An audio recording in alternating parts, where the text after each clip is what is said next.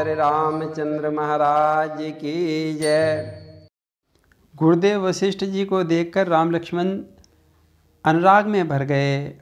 दंड प्रणाम किया। मुनिवर ने दौड़कर उन्हें उठाकर हृदय से लगा लिया। मुनिवर धाये लिए उरलाई, प्रेम उमगी भेंटे दो भाई। केवट निषाद ने अपना नाम लेकर दूर से ही दंड प्रणाम किया। वशिष्ठ जी ने राम सखा को उठाकर जबरदस्ती हृदय से लगा लिया। इस दृश्य को देखकर देवता आकाश से फूल बरसाने लगे। कहने लगे, देखो राम भक्त की कितनी महिमा है, जिसके कारण संसार में सबसे नीच प्राणी आज संसार के सबसे श्रेष्ठ व्यक्ति के गले लग रहा है। रघुपति भगत सुमंगल मूला, नभ सराही सुर बर सही फूला। एहि सम निकट नीच को नाई, बड़ वशिष्ठ सम को जग माही। करुणानिधान राम जी की दृष्टि दुखी अवध वासियों पर पड़ी तो राम जी पल भर में सबसे मिलकर उनका दुख दूर कर दिया। सबके हृदय में राम जी प्रकट हो गए। फिर राम जी की दृष्टि माताओं पर पड़ी। मैं तो ऐसी दिख पड़ी मानो सुंदर लताओं पर पाला पड़ गया हो।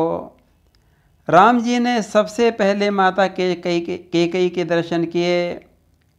राम जी को देखकर केकई रोने लगी। तब राम जी ने माता को बहुत प्रकार से समझाया, माँ आपका इसमें कुछ दोष नहीं है, ये तो काल की ही ऐसी गति थी। प्रथम राम भेटी केकई, सरल सुभाए भगति मति भई। फिर सब माताओं से भेंट की, उनको सांत्वना दी। गुरु पत्नी सहित सब ब्राह्मण स्त्रियों को प्रणाम किया। गुरुदेव की आज्ञा से सब पूर्ववासियों ने जहाँ तहाँ डेरा डाल लिया। अब गुरुजी माताओं को लेकर राम लखन भरत आश्रम को चल दिए। आश्रम में पहुँचे, माँ सीता जी ने गुरु की चरणों की वंदना की, गुरु पत्नियों के चरण छुए और सीता जी ने सासू माताओं को देखा। माताओं का वैधव्य बीज देकर सहम गई, नेत्र बंद कर लिए। मन में धीरज धारण किया और नेत्रों में जल भर आया। सब सासुओं को प्रणाम किया। सबने सौभाग्यवती होने का आशीर्वाद दिया। लागी लागी पग सबन सिए, भेटति अति अनुराग। हृदय अशीष ही प्रेम बस, रहियहु भरी सुहाग। राम जी की कुटिया पर गुरुदेव के कहने से सब लोग बैठ गए। राम जी तुम्हारी याद करते करते महाराज दशरथ तो चले गए। पिता की याद में राम जी व्याकुल हो गए। गुरुदेव ने समझाया। तब सबने नदी में स्नान किया। व्रत निर्जल कर पिंड दे, दिया पिता को नीर। श्राद्ध किया श्रद्धा सहित, मंदाकिनी के तीर। वेद विहित विधान से पिता की क्रिया करके राम जी शुद्ध हुए। 2 दिन बीत गए। राम जी गुरुदेव के पास आए। बोले, गुरुदेव सब लोग यहाँ वन में कंदमूल आहार करके दुख पा रहे हैं। भरत को, माताओं को, मंत्रियों को देखकर मुझे बड़ा दुख हो रहा है।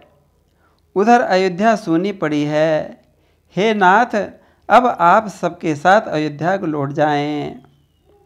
राम जी के वचन सुनकर गुरुदेव कहने लगे, राम तुम तो करुणा सागर हो, ऐसा कह रहे हो, किंतु ये अवधवासी दुखी हैं, इन्हें 2-4 दिन और आपका दर्शन कर लेने दो, अपने राम का दर्शन कर लेने दो।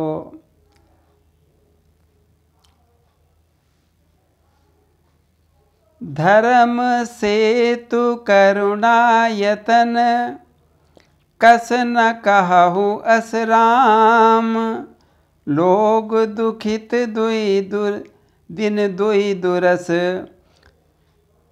देख लहहि विश्राम। गुरुदेव के द्वारा आज्ञा मिल जाने से सभी अवधवासी प्रसन्न हो गए, हमें रहने की अनुमति मिल गई। अब तो सब मंदाकिनी के पवित्र जल में त्रिकाल स्नान करते हैं, चित्रकूट कामदगिरी की परिक्रमा लगाते हैं, वन में भ्रमण करते हैं।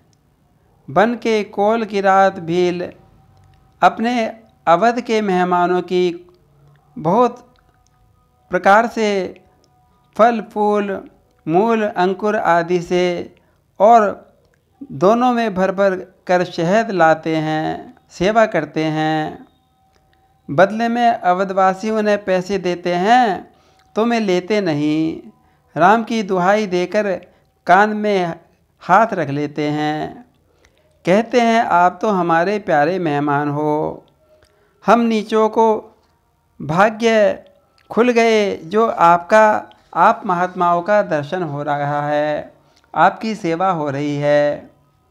हम तो जड़ हैं, हिंसा प्रेमी, चोर कुटिल कुजाति बनवासी हैं।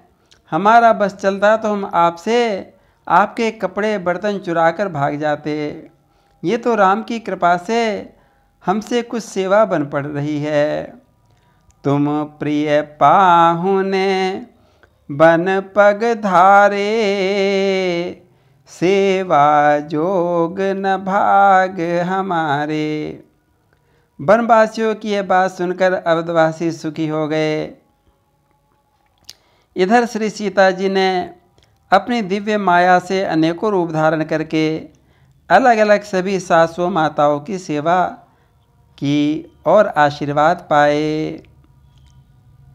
सीय सासु सेवा बस कीनी, तिन लहि सुख सिख आशीष दीन्ही। अब तो सबके मन में बस यही बात चल रही है कि राम जी अयोध्या चलेंगे या नहीं चलेंगे। बोलिए सियावर रामचंद्र महाराज की जय।